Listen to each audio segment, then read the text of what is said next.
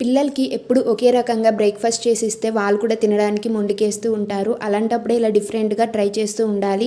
ఈరోజు నేను morning breakfast కోసం ఎగ్ దోశ అయితే వేస్తున్నానండి. స్టవ్ ఆన్ చేసి ప్యాన్ పెట్టుకొని ఆయిల్ లేకపోతే గీ అనేది ఇలా స్ప్రెడ్ చేసుకోవాలి. ఇప్పుడైతే పైన అనేది దోశ వేస్తున్నానండి.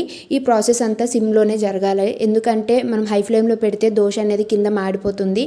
ఇప్పుడు పైన అనేది ఎగ్ కొట్టేసుకొని, నేను ఇక్కడ ఎగ్ అనేది సరిగ్గా కొట్టలేదండి, అందుకనే సైడ్కి వెళ్ళిపోయింది. ఇలా స్పూన్తో అయితే మొత్తం దోశ పైన ఇలా అప్లై చేసిన తర్వాత ఇక్కడ నేను కొంచెం సాల్ట్, అలాగే పసుపు, కారం, కొంచెం గరం మసాలా కూడా యాడ్ చేస్తున్నాను.